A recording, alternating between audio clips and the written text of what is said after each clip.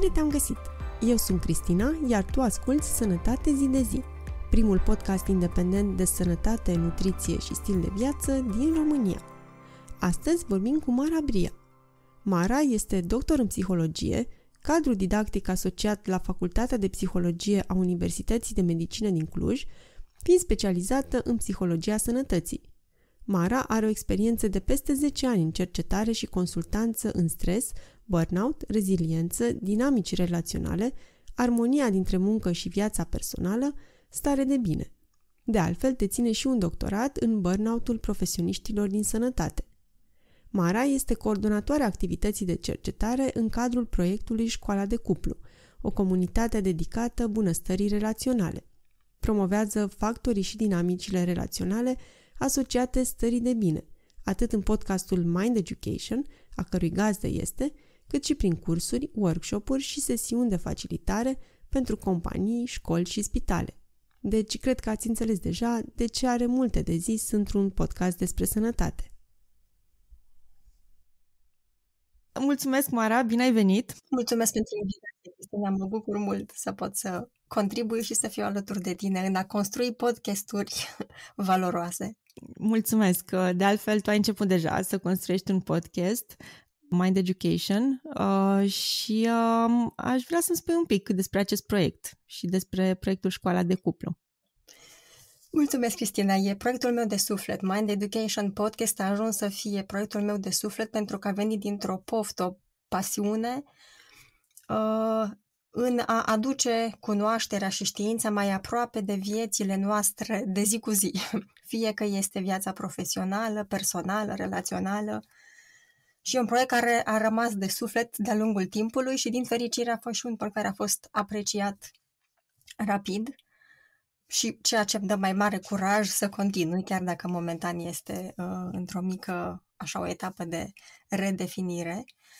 Cumva, Mind Education Podcast, așa, în forma în care este el, surprinde și ceea ce mă preocupă pe mine, în special la Mind Education și Școala pentru Cuplu, și anume această dorință de a conecta literatura științifică din psihologie, cum ziceam, cu munca practică. Pentru că noi la Mind Education lucrăm în mai multe zone, de la servicii pentru cupluri, programe sau terapie de cuplu, până la muncă alături de echipe, organizații, cu scopul de a crește resursele care să susțină bunăstarea emoțională. Și atunci de acolo această preocupare de a aduce mai aproape știința, pentru că mă ocup de tot ce înseamnă partea de cercetare în cele două organizații, cele două identități. Și pe lângă acest rol de a conecta literatura științifică relevantă recentă cu practica, avem și propriile noastre studii de cercetare, pe care în ultimii 2 ani am avut 2 mari cercetări. Una a fost dedicată cuplului, pentru a înțelege în România cu ce provocări se confruntă cuplurile și ce resurse au nevoie ca să înflorească și să aibă acea viață frumoasă în doi, dar și în zona de companii am derulat o cercetare care a avut ca și focus să înțelegem ce înseamnă bunăstare emoțională la muncă, care este impactul acestei bunăstări emoționale, cu ce provocări și nevoi de creștere apare acum în acest context foarte volatil, instabil, dinamic și complex. Ce resurse avem nevoie să creștem încât și bunăstarea să poată să contribuie la performanță, fie că vorbim de performanță individuală a unei echipe sau a unei organizații. În paralel am și o mică parte academică pentru că predau la psihologie în Cluj, la resurse umane 2 cursuri care au acest focus, cum să facem să înțelegem starea de bine în zona profesională, cum putem să vedem așa fațetele de burnout sau de armonie între muncă și viața personală și cum putem construi programe care să le aibă ca obiectiv, fie de prevenire de burnout, fie de a facilita armonia între muncă și viața personală. Ce te-a atras la subiectul ăsta? Ca și orice cercetare vine și cu o puternică provocare personală. Zona de burnout a fost parte din viața mea o perioadă lungă de timp și cumva pe lângă experiența teoretică, experiența personală m-a ajutat mult să pot să înțeleg cât de important este să prevenim această formă de epuizare, pentru că atât de discret se instalează și atât de greu ne dăm seama că e nevoie să facem schimbări, încât cumva a devenit și o misiune personală dincolo de cea personală și în alte companii sau echipe. Deci cumva are această parte personală pentru că cred că fără experiența proprie e mai dificilă implicarea profundă în provocările altora. Așa este, burnout-ul a început să fie și la noi destul de un subiect destul de discutat. Pe de altă parte, mi se pare că sunt și controverse în legătură cu definiția lui și granița dintre a fi pur și simplu nemulțumit de jobul tău, de șeful tău și a considera că asta înseamnă burnout și burnout-ul din punct de vedere clinic. Cum este el definit? Unde știm că suntem în burnout? În modul în care eu îl înțeleg prin acest parcurs care l-am avut în ultimii ani, în primul rând are 3 fațete. Prima fațetă este această formă de epuizare. Nu mai pot. Această formă de nu mai am energie, nu mai pot emoțional, mă simt stors sau stoarsă ca o lămâie, mă trezesc dimineața cu nu mai am chef de încă o zi de muncă, nu mai am energie. Deci asta este cumva poate prima fațetă și cea mai ușor de surpriză cei care au această experiență. Sentimentul că resursele energetice sunt foarte scăzute. A doua fațetă este o formă de deconectare emoțională, de detașare, de neimplicare. Nu mă mai pot implica, nu mă mai interesează, nu mă mai preocupă. Și care poate veni fie cu detașare completă, care poate însemna că chiar dacă depășesc un termen limită sau chiar dacă apar în echipa cu care lucrez provocări, asta este o formă de resemnare, nu mai explorez soluții sau cum să descălcesc acest aspect, sau cu varianta în care apare cu foarte multă reactivitate. Ajung să mă descarc foarte mult pe ceilalți, să nu mai am răbdare, să răbufnesc. Și ambele aceste extreme arată faptul că sunt într-o formă de provocări legate de modul în care gestionez ceea ce trăiesc. Și a treia fațetă este sentimentul că munca mea nu mai are nicio formă de împlinire, de satisfacție, deși, acum o perioadă, era o sursă de împlinire, de dezvoltare, de mândrie. Și cu timpul mi-am dat seama că am pierdut-o și că nu mai am această pasiune de a munci sau această bucurie și dorința de a crește profesional. În alte țări am văzut că el este definit din acest punct de vedere, medical-clinic. La noi încă nu s-au făcut pași în acest sens, nu? Da, la noi în țară, din cunoștințele mele, nu există această posibilitate de a avea concediu medical dedicat acestei stări de epuizare în zona profesională, dar în alte țări din Europa există acest cadru legal, cel puțin în Olanda sau Suedia știu că există și multe persoane beneficiază de aceste facilități, dacă nu știu că e cuvântul bun, prin care cei care recunosc că se confruntă cu o formă de epuizare profesională aleg să-și reconstruiască modul în care își organizează munca și viața personală în așa fel încât să-și reîncarce bateriile ca să se poată întoarce la muncă într-o formă de bunăstare emoțională sau cel puțin cu bateriile emoționale mult mai crescute. Probabil că cu timpul va deveni și în alte culturi o practică. Știu, de exemplu, la nivel global că doar de, cred că 4 sau 5 ani a fost recunoscut sindromul burnout ca o formă a unui stres ocupațional. WHO, de exemplu, cred că în 2019 au recunoscut aceasta datorită muncii Cristinei Maslach. Deci încă această epuizare profesională este în curs de recunoaștere la nivel așa global, oficial, cu toate că în multe studii e recunoscută pre-pandemie, era denumită ca o formă de epidemie. Sindromul burnout era de răspândit înainte de pandemie, încât multe studii îl denumeau ca o formă de pandemie în zona profesională. După pandemie a explodat cu atât mai mult. Deci cumva e și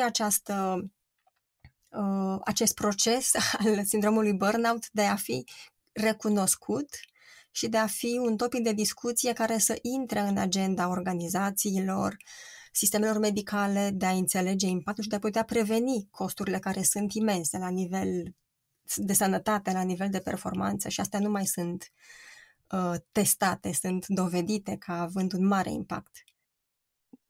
În Japonia de mult timp se discută, probabil și prin natura culturii lor, puțin mai workaholică. Acolo chiar ei au inventat un termen pentru moartea prin supra-solicitare, karoshi, dacă nu mă înșel, deci la ei e de mult timp problema asta și probabil sunt și alte culturi în care se vorbește de ceva timp. Sunt unele țări mai workaholice decât altele? Probabil că da și cred că are un mare impact acest context care încurajează munca într-o formă epuizantă, care contribuie la a dedica mai mult timp, mai puțin timp timpului personal și da, are din păcate un mare rol contextul, fie organizațional, fie cultural, în a favoriza apariția sindromului burnout. Însă așa cumva în reversul acestei discuții există și culturi care încep din ce mai mult să pună accent pe importanța timpului personal ca o strategie de a preveni instalarea acestei epuizări profesionale. Studiile pe care le-am consultat eu, cel puțin, spun că la nivel de populație generală, burnout-ul afectează cam 5-7% din oameni. Și un alt studiu, Best Jobs din pandemie, arată că 1/3 din angajații români au ajuns în burnout în timpul pandemiei. Și la fel sunt diferite studii, dar nu știu cât de riguroase, pe diverse meserii, mai mult în mediul medical, dar și mediul corporatist, care arată rate destul de mari și îngrijorătoare, mai ales după pandemie. A agravat pandemia situația? Da, legat de această frecvență acestui sindrom burnout, ce spunea la început, acel procent mi se pare mic față de alte studii, acel procent de 5-7% și presupun, gândul meu, că acel procent reflectă doar acele stări de burnout care au fost diagnosticate medical sau care sunt într-o formă accentuată. Cred că acelea au fost cuprinse în acel procent. Pentru că el pare să fie mult mai frecvent, dar, repet, fără să fie acel diagnostic, ca și experiență personală de epuizare, este mult mai frecvent. De exemplu, în doctoratul meu, acum câțiva ani buni, unul din 3 persoane care lucrau în sistemul medical recunoșteau că se confruntă cu această stare de epuizare. Post-pandemie, studiile din sistemul medical arătau că există organizații sau contexte profesionale în care până la 75% dintre cei care lucrează acolo recunosc că se confruntă cu o stare de epuizare profesională și uneori care merge până în zona de stres post-traumatic. Datorită acestui context traumatic cum a fost pandemia pentru mulți din sistemul medical. Dacă e să ne uităm la noi în țară, am derulat, cum spuneam, o cercetare și noi și cifrele nu sunt optimiste, din păcate. Sunt chiar mai mari decât ai menționat tu. Cercetarea noastră a inclus peste 1200 de răspunsuri valide de persoane care lucrau în diferite contexte profesionale de la domeniul de sănătate, de învățământ, juridic și multe alte companii.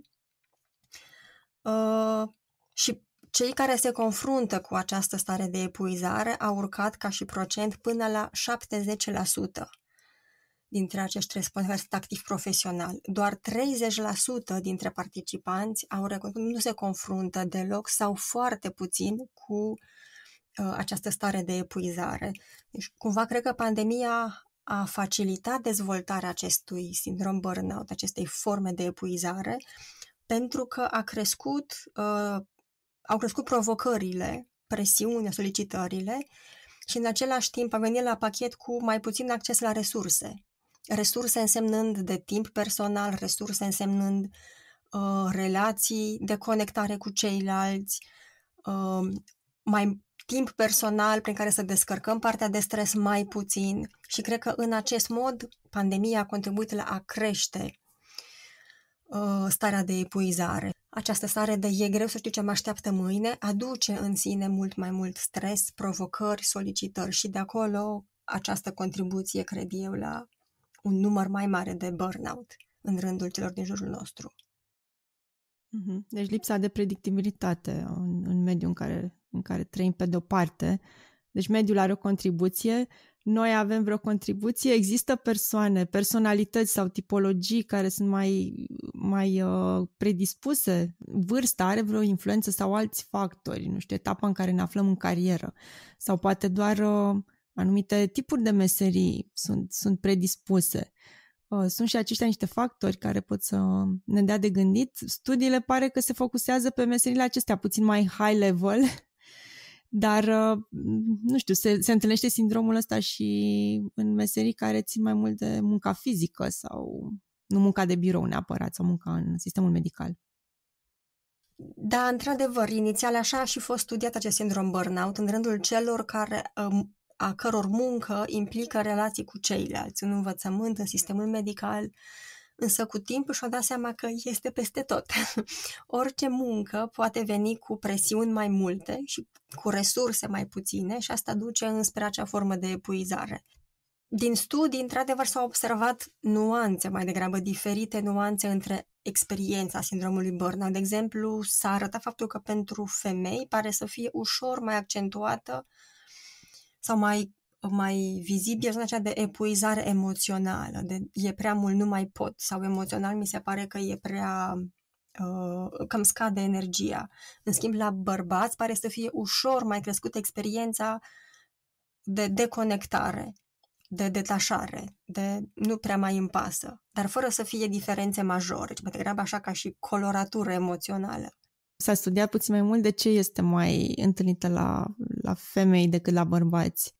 Da, cred că e în spate, cumva asta îi pare să fie mecanismul, faptul că pentru bărbați pare să fie și biologic mai antrenat acest mecanism de detașare emoțională, de deconectare și atunci de aceea capătă burnout probabil ușoare nuanțe în zona aceasta de nu mai îmi pasă, nu mă mai interesează, le las deoparte. Și pentru femei care pare să fim educate, poate să fim mai în contact cu ce trăim, de acolo pare să fie această sursă de încărcătură prea mare emoțională. Și poate biologic, pe lângă zona aceasta de context sociocultural care încurajează mai mult contact cu emoțiile și cumva așa se explică aceste ușoare diferențe. Și dacă e să ducem discuția mai încolo, la fel este și în zona de depresie. Sunt nuanțe de gen, în faptul că studia vorbesc de faptul că este mai frecventă la femei depresia, însă surprinzător, la bărbați sunt mai frecvente tentativele de suicid, mult mai frecvente. Ceea ce ne confirmă ideea că probabil bărbații sunt mai puțin în contact și mai puțin antrenați să fie în contact cu ceea ce simt emoțional și atunci nici nu cer sprijin mai devreme și ajung în provocări mult mai mari emoționale. În schimb, pentru femei pare să fie mai ușor să fie în contact cu ce simt emoțional. Și cumva de acolo cred că este această diferență subtilă. Dar din fericire, din ce în ce mai mult vorbim și de această parte de a crește competențele emoționale indiferent de gen. Pentru că ne provoacă viața să fim mai atenți la ce simțim, ne dăm seama că fără nu mai putem să vorbim de bunăstare. Legat de vârstă, studiile metodologice spun că nu sunt diferențe, nu cei tineri sau cei seniori dezvoltă mai mult burnout, ci mai degrabă poate fi acest dezechilibru între acces la resurse, care poate să fie mai puțin accesibil pentru cei care sunt la început de carieră.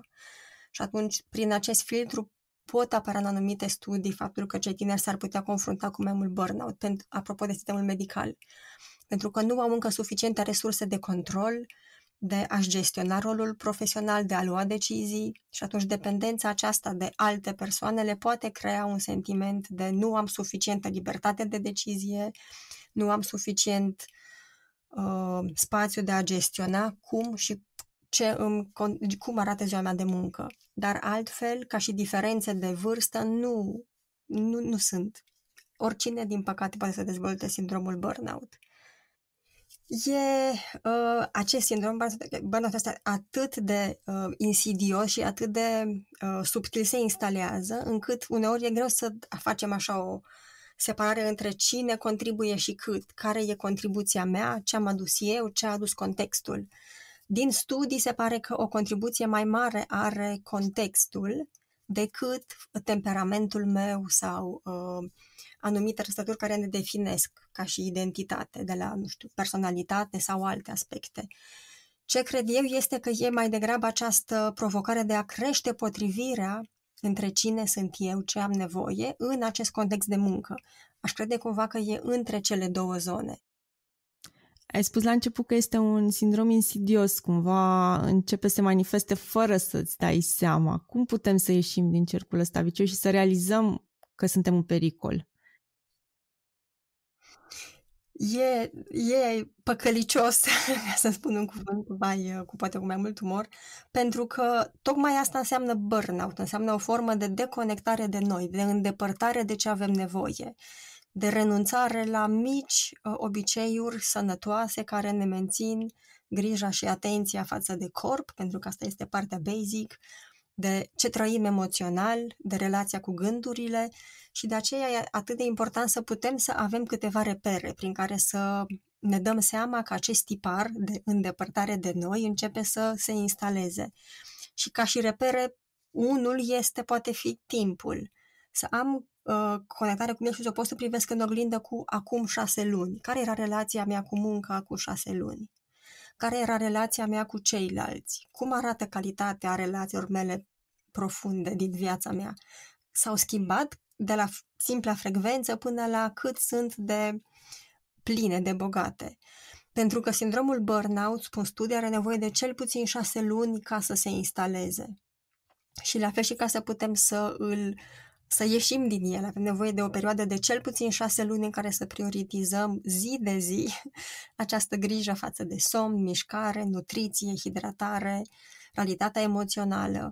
Și atunci, un reper este timpul, alt reper sunt relațiile cu ceilalți, pentru că implicit vor fi o oglindă foarte bună care ne vor spune: e ok, pare că ești mai puțin răbdătoare cu noi, ceva se întâmplă, muncești mai mult decât înainte, nu mai ai răbdare, nu mai ai timp.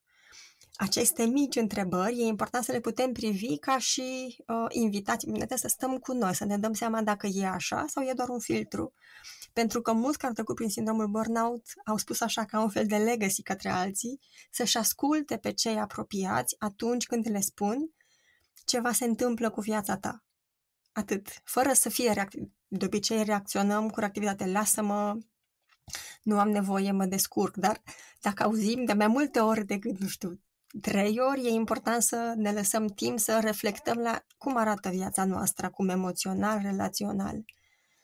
Deci, cumva, cred că ajută aceste oglinzi ca și repere, timp, relațiile cu alții, relația noastră cu proiecte majore de viață, ca să putem să avem aceste mici repere de, da, poate că cu 6 luni mergeam mult mai cu speranță la muncă și vedeam perspective de viitor. Acum îmi dau seama că parcă nu mai văd.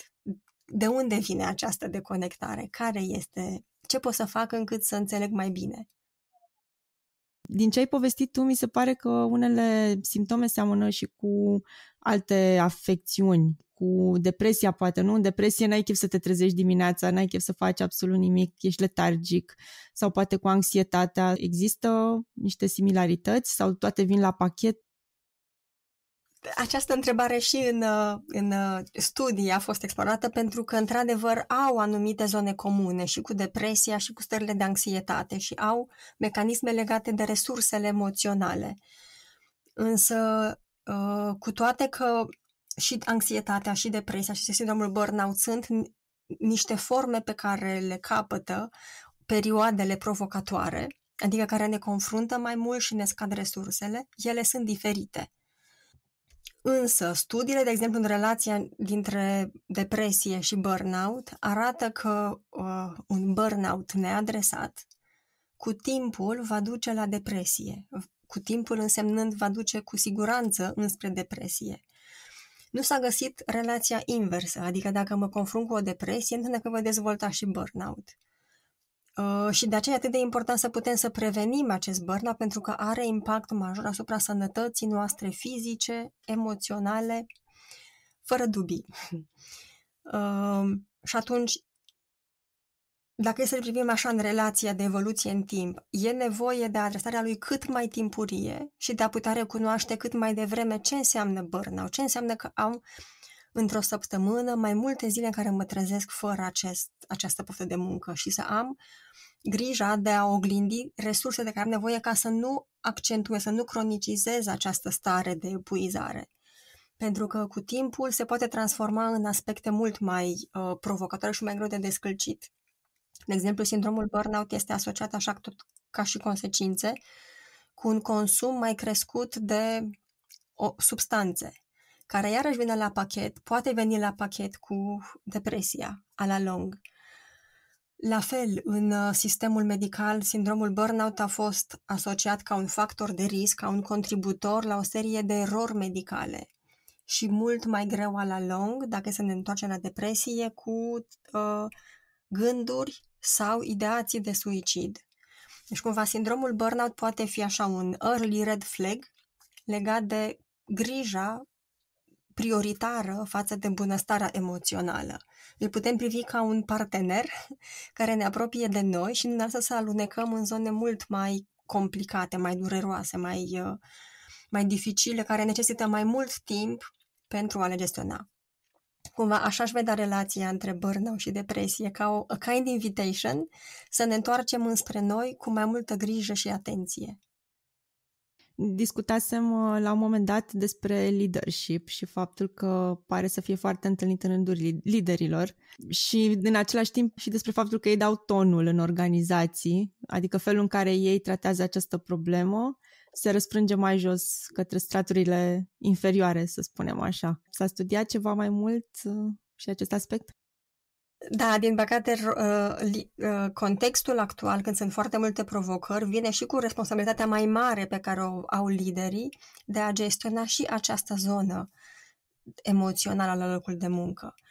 Și cumva în contextul în care prioritatea față de bunăstarea emoțională nu a fost atât de pusă în cuvinte decât în ultimii ani, vine și cu această necunoaștere. Ce înseamnă să am grijă de alții? Ce înseamnă să gestionezi dacă vine cineva cu stări de, atacuri de panică?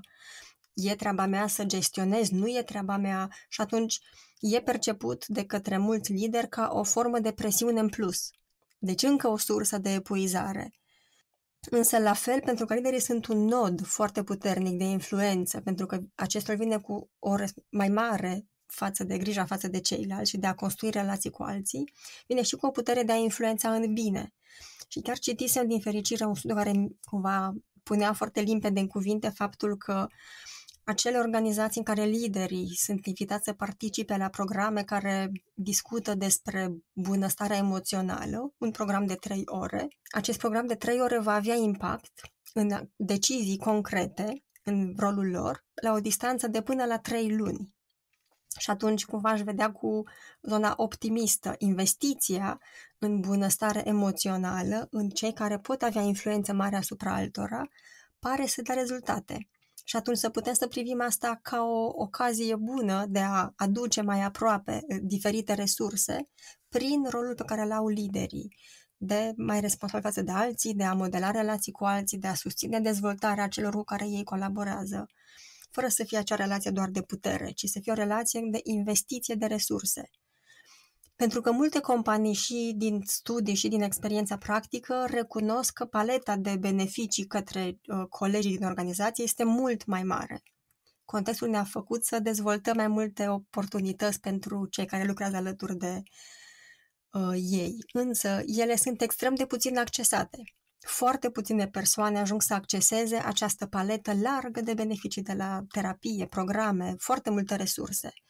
Și aceasta arată doar deconectarea oamenilor din organizație de ce are organizația ca și ofertă. Și atunci liderii pot să fie un liant foarte bun în care să conecteze ceea ce are nevoie fiecare cu ce resurse sunt.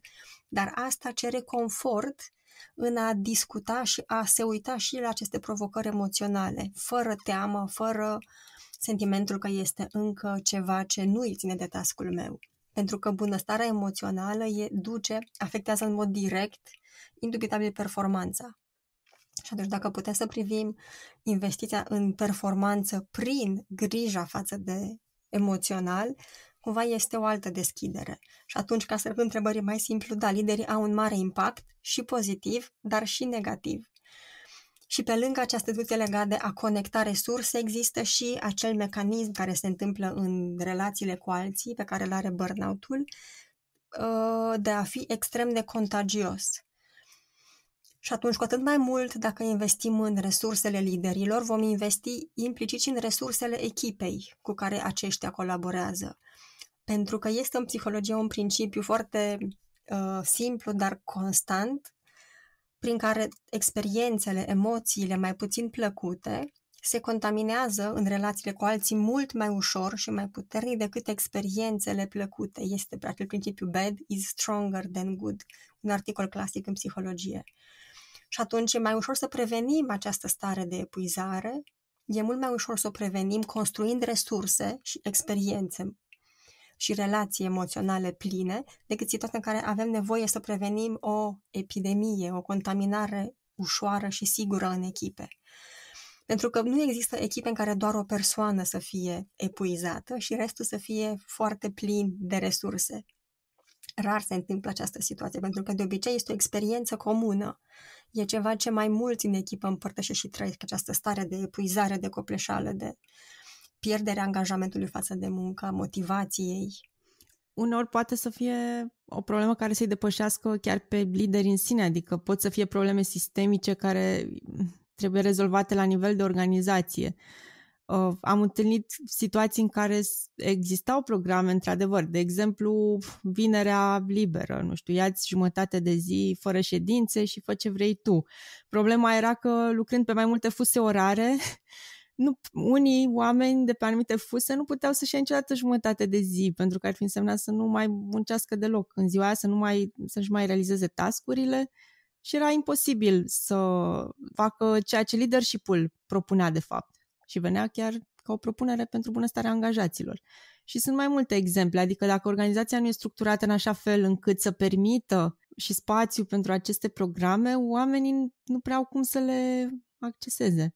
Există tehnici, ai întâlnit cumva organizații în care se încearcă tehnici pentru a promova o accesibilitate mai mare? Uite, chiar ce spuneam înainte și mulțumesc pentru acest context. Liderii pot să modeleze prioritizarea bunăstării emoționale prin ceea ce ei aleg să facă. Și poate că e cea mai puternică pârghie prin care putem să prevenim într-o organizație această epidemie de burnout. Asta este una, adică liderii care sunt preocupați de bunăstarea lor emoțională vor influența în mod direct și modul în care ceilalți iau decizii. Dacă e această diferență între declarativ încurajez, însă practic descurajez, îți propun să-ți iei o zi de vineri liberă, însă eu profit de ea și stabilesc meeting-uri. Dacă tot e o zi liberă, hai să rezolvăm din task-uri.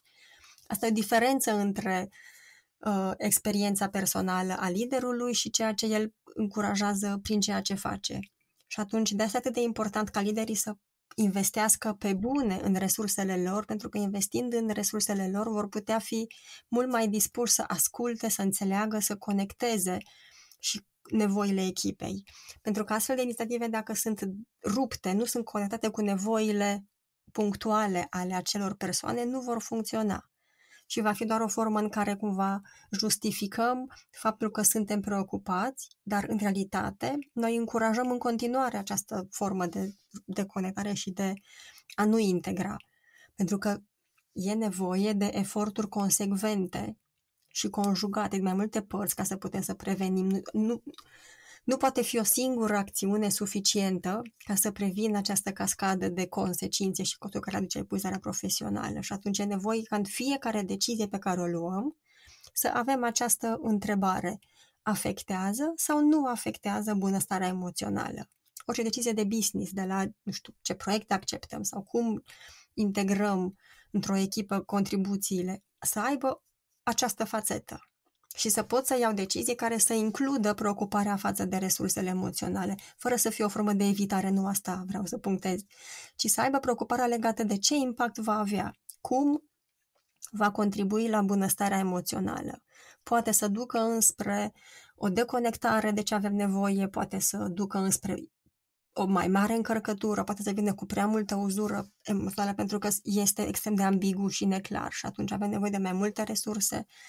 Și această simplă preocupare constantă, consecventă, poate să aibă un impact mai mare decât anumite politici care pot să vină structural deconectat de realitatea unei organizații și unei echipe. Și atunci, cumva, noi privim așa, la nivel de burnout, prin două pârghii, cea de jos în sus, bottom-up.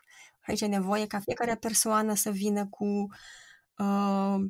să poată să-și înțeleagă provocările, nevoile și resursele și să modeleze spațiul de muncă din această zonă, dar și top-down, adică prin ce decizii iau liderii organizația încât să țină cont de acest impact, care poate veni cu costuri legate la lung de turnover. Am vorbit doar de erori, dar la fel sindromul burnout vine cu un cost enorm legat de plecarea de la locul de muncă și atunci pentru echipe care se confruntă cu un turnover crescut, e nevoie să schimbe strategia și să reincludă această fațetă.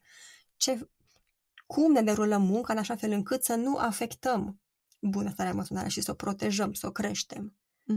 Până la urmă nu sunt organizații non-profit, dar poate să le afecteze profitabilitatea, o forță de muncă nemotivată, bolnavă, care pleacă des și schimbă locul de muncă des. Deci, până la urmă, pentru companiile inteligente ar trebui să fie mai profitabil să aibă angajați odihniți.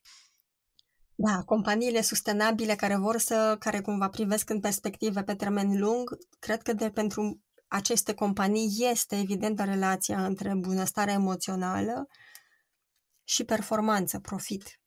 Chiar citisem recent un articol și s-a părut foarte interesant, modul în care puneau în oglindă provocările din viața privată a liderilor la nivel înalt de management și cum provocările din viața lor personală legate de divorț sau separare au un impact direct asupra profitului organizației.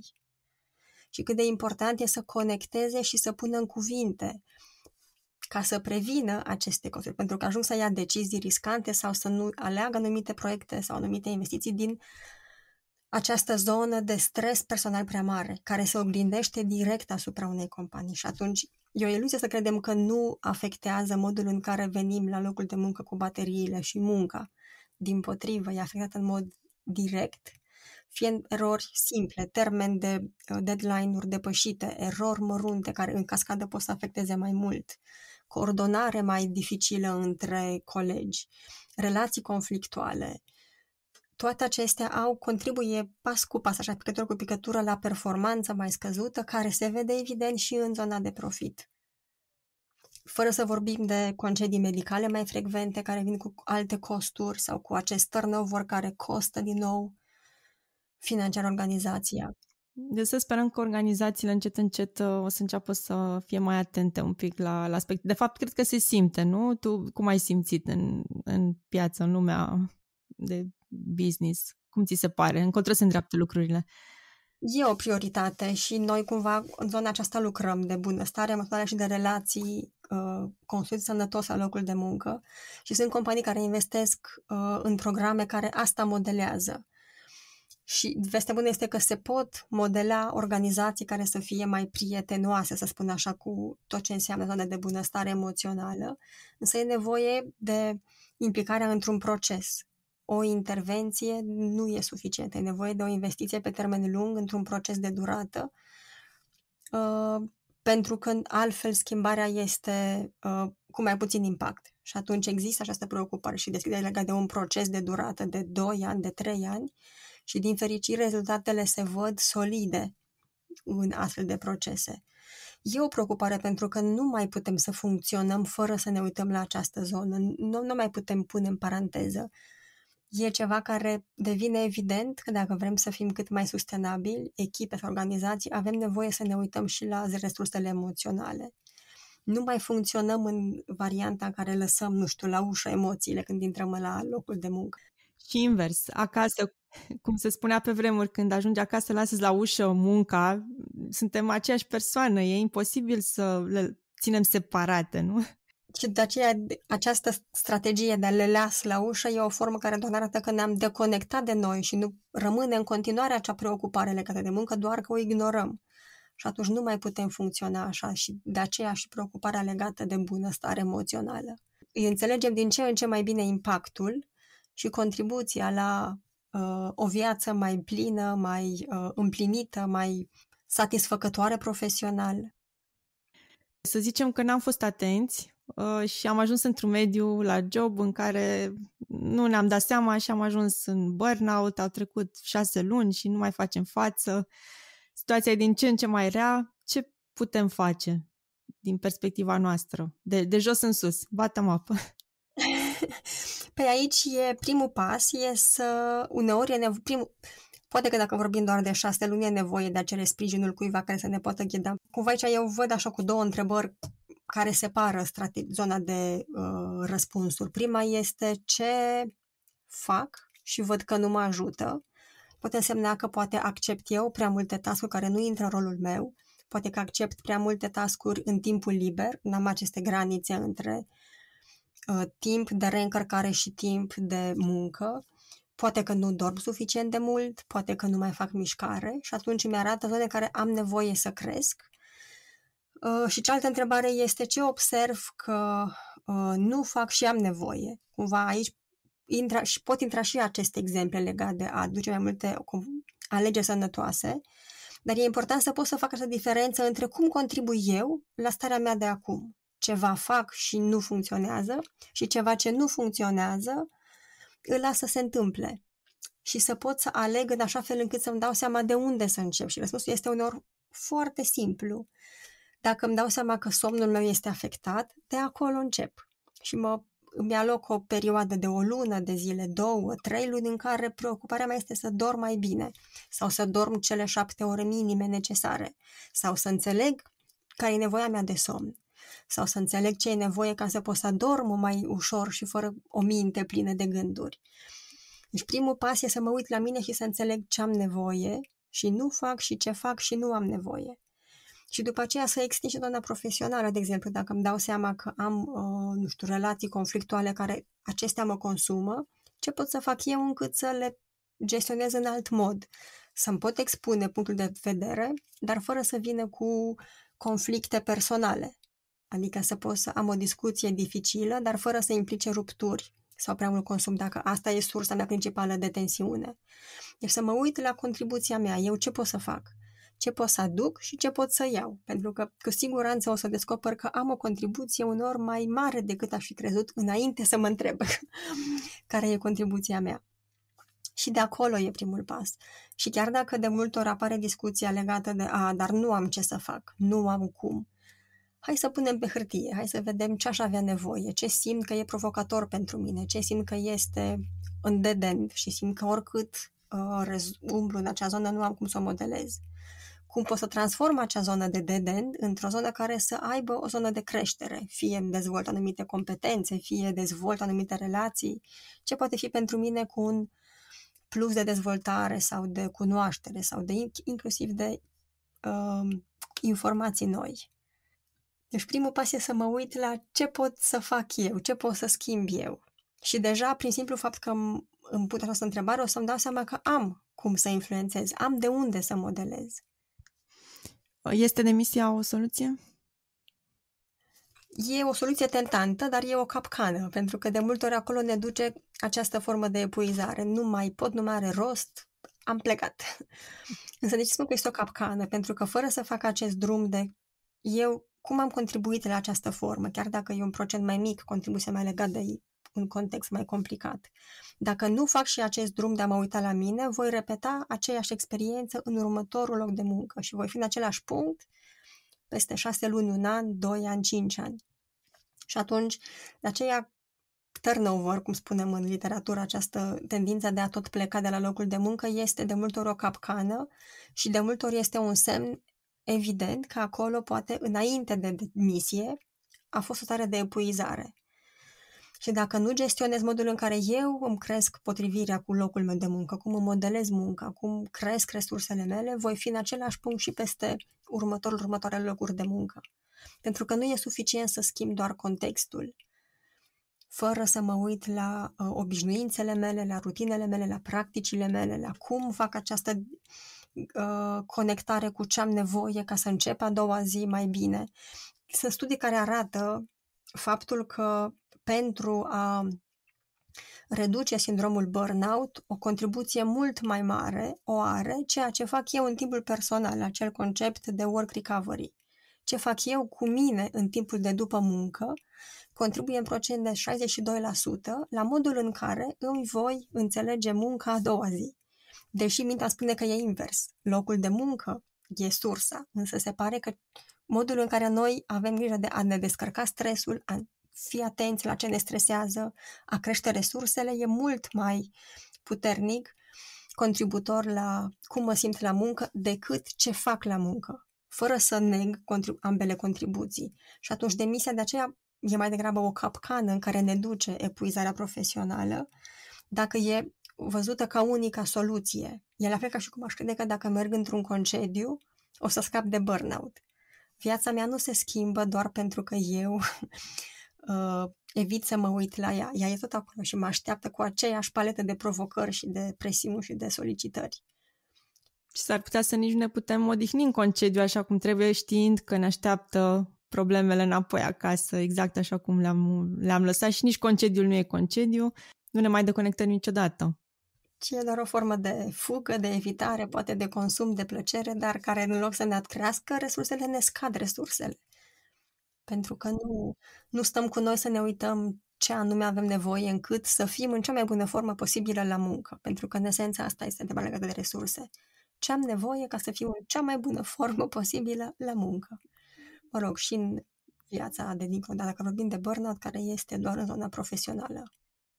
Colegiul Medicilor a făcut în 2017 un studiu și apoi unul post-pandemie în 2021, care arătau 55, respectiv 65% din medici în burnout. Tu ai studiat foarte mult această temă. Cred că este un domeniu în care e foarte greu să spui, ok, schimbăm sistemul, schimbăm leadership-ul, până la urmă vorbim de sistemul de stat. Sunt destul de mulți medici care pleacă și statisticile arată că avem puțini medici pe cap de locuitori, deci este clar că este o supra-solicitare asupra unui sistem care funcționează turat la maxim. Cum vezi tu că ar putea fi remediate cât de puțin lucrurile? Sau măcar pentru viitorii studenți la medicină, care nu știu ce așteaptă acum, dar se vor confrunta cu aceste probleme. Cum ar putea să le gestioneze mai bine? Și de jos în sus și de sus în jos. Când am studiat acest fenomen de epuizare în rândul medicilor și asistentelor din sistemul medical, am vrut să mă uit un pic la care sunt principalele zone de provocări pentru ei. Și presupunerea era legată de numărul de ore. O ipoteză, o idee era faptul că pentru că lucrează extrem de mult, de acolo și epuizarea.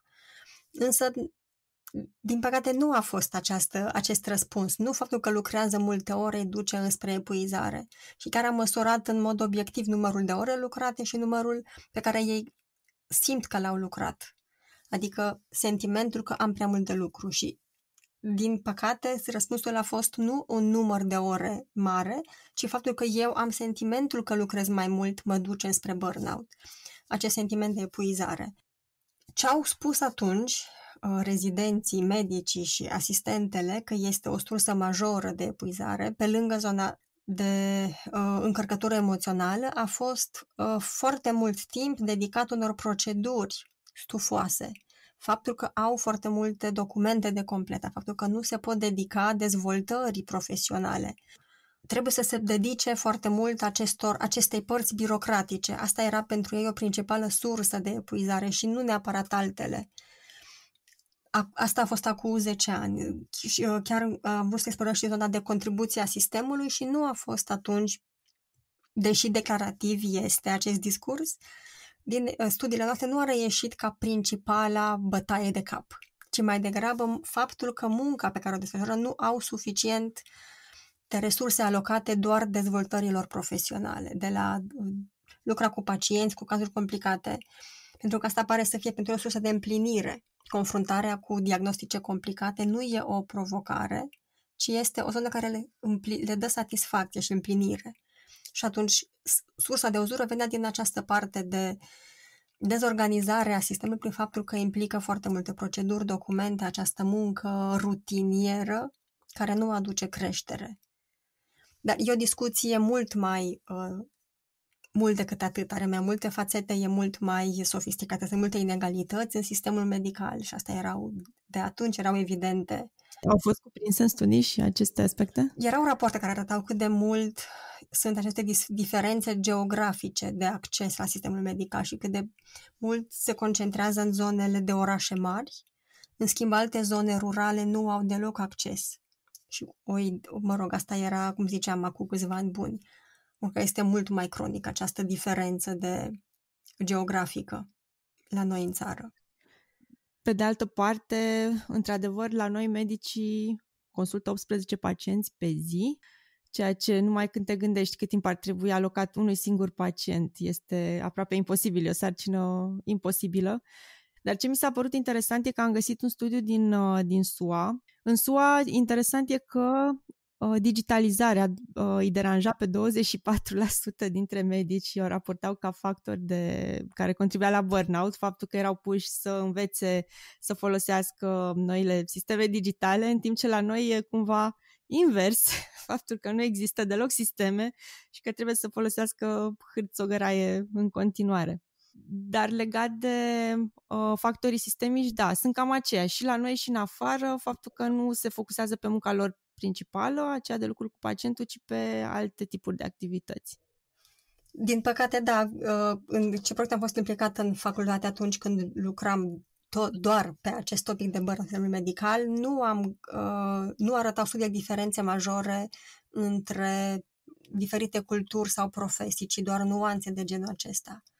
Părea să fie la fel de frecvent și în alte țări din Europa, în afara Europei, sindromul burnout, cum ziceam, ceea ce arată cât de mult depinde de contextul imediat al unei echipe sau unui spital.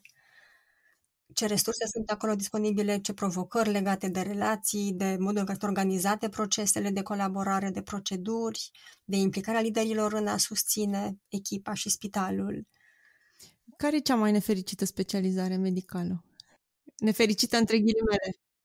Da, nu era un consens. Unele studii vorbeau de sistemele de urgență, altele vorbeau de sistemele oncologice, dar nu există un consens. Asta cred că depinde foarte mult de contextul imediat și nu neapărat dat de un domeniu anume. De rețeaua de resurse, de provocări.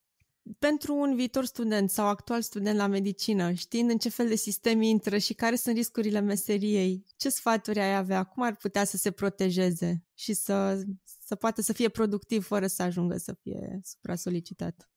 E o întrebare complicată și primul care îmi vine în minte este să investească constant în bunăstarea lor emoțională. Am întâlnit studenți la medicină care sunt copleșiți de anxietate, de atacuri de panică, care evident că le obturează și dezvoltarea profesională și atunci dacă ar fi mai conectați cu experiența lor emoțională și cu partea de resurse, de disciplină legată de bunăstarea emoțională, cu siguranță îi va ajuta și pe ulterior în parcurs, ca să poată să facă decizii dintr-o zonă de conectare cu ei și nu de deconectare, decizii de carieră, de dezvoltare, de implicare în proiecte, de alegeri profesionale, de orice natură.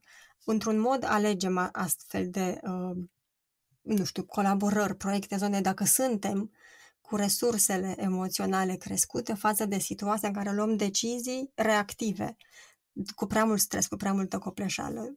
Claritatea lor va fi mult mai mică și atunci, dacă investiția în resursele lor emoționale este constantă, se va reflecta și în parcursul lor profesional. Putea să aleagă mult mai aproape de nevoile lor și mult mai puțin din reactivitate, din răspunsuri automate.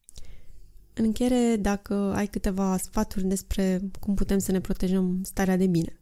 Primul pas, cred că este de a ne înțelege pe noi mai bine, de a înțelege ce avem nevoie, ce am nevoie aici și acum, apropo de resurse, încât să pot să fiu mai adaptată, mai integrată, mai conectată cu realitatea mea profesională. Să pot să înțeleg că am un rol major în a modela această potrivire între mine și locul de muncă. Dacă să luăm doar zona de un context imprevizibil, asta mi-arată mie că e nevoie de mai multă stabilitate și e important să-mi dau seama cum o simt și cum o pot aduce eu. Și atunci de acolo cred că e important acest filtru personal, din a înțelege care sunt nevoile mele la nivel profund, ce înțeleg că am nevoie ca resurse, ce simt că mă provoacă mai mult decât zona de confort și ce am nevoie să-mi cresc reziliența, apropo de competențe cheie pentru a preveni sindromul burnout, încât în acest context să mă dezvolt și să nu stagnez sau să regresez prin faptul că mă confrunt cu o stare de epuizare.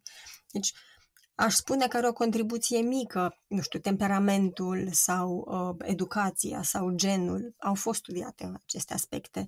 Au o contribuție mai mică decât acest efort personal de a crește modul în care îmi înțeleg provocările, resursele și cum le exprim în viața mea de zi cu zi. Și doar dacă luăm, cum ziceam înainte, legat de faptul că ne trezim dimineața obosiți, această stare de mă trezesc obosită și nu mai am energie îmi oglindește nevoia de mai multă odihnă.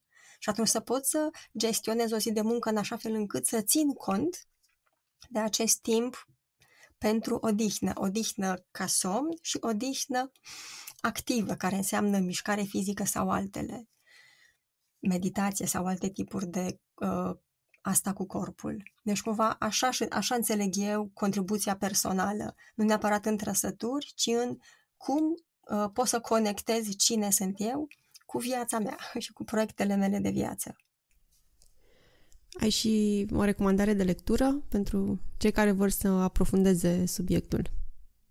O carte foarte practică și simplă, Nixon, Arta de a nu face nimic, care este o recomandare foarte bună pentru cei care au aceste nuanțe de dependență de muncă și de muncă într-o formă excesivă, pentru că ne reapropie de un stil de viață care ne susține conectarea cu noi, să ne putem înțelege ce avem nevoie, când avem nevoie, cât avem nevoie, în așa fel încât să putem să funcționăm în cea mai bună forma noastră.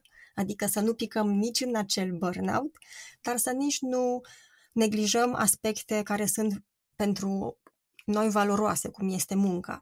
Și această strategie de a putea savura timpul cu noi, fără a avea mintea încărcată de liste to-do, ci doar to be, sunt din ce în ce mai încurajate.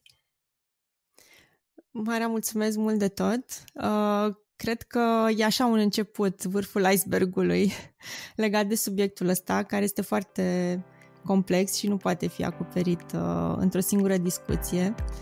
Dragilor, vă mulțumesc că ați ascultat și vă invit să o ascultați și pe Mara în podcastul Mind Education. Puteți citi despre proiectele în care e implicată pe mindeducation.ro și pe școlapentrocuplu.ro. Găsiți toate linkurile în descrierea episodului. Iar dacă v-a plăcut acest episod, share-uiți-l și abonați-vă pe platformele de podcasting ca să nu ratați episoadele viitoare. Aștept comentariile și părerile voastre la linkurile din descrierea podcastului. Până data viitoare, aveți grijă de sănătatea voastră zi de zi. Disclaimer. Informațiile din acest podcast au scop educativ, de încurajarea unui stil de viață sănătos și nu înlocuiesc consultația medicală de specialitate. Pentru diagnostic și tratament medical adaptat nevoilor tale specifice, adresează-te întotdeauna unui medic avizat.